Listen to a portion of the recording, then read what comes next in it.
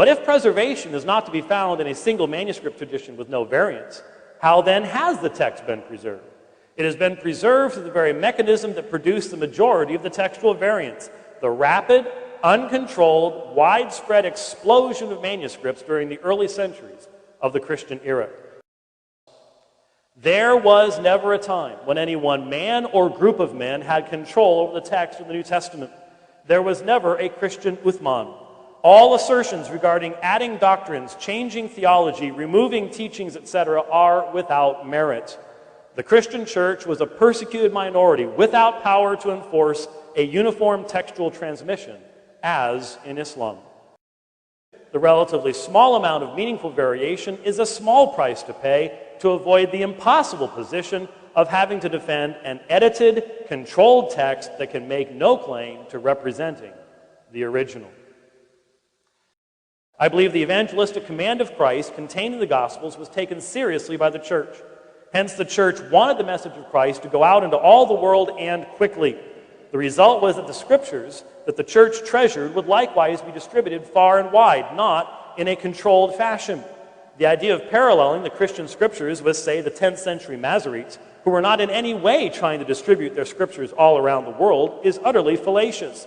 The method of preservation would have to match the purpose of the early church. And the idea of having a controlled, non-distributed, nigh unto photocopied text flies in the face of the reality of the early church.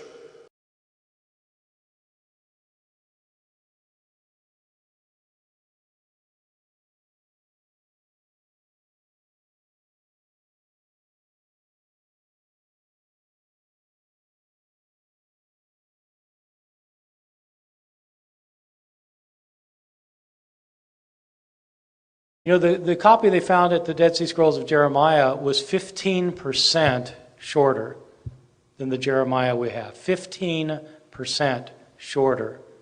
So there were a lot of changes being made by Jewish scribes. And what that shows us, in fact, is that Jewish scribes in the Middle Ages were quite meticulous with their copying.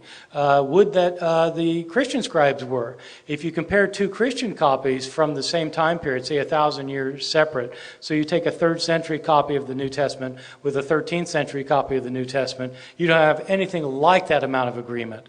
There are massive differences. A couple of things. The Old Testament transmission is not like the New Testament transmission. It's much more controlled because it was within just the people of Israel.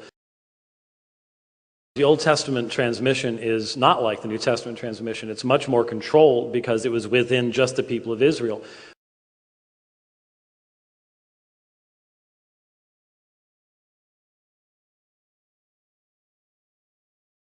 We have to have consistency in the standards.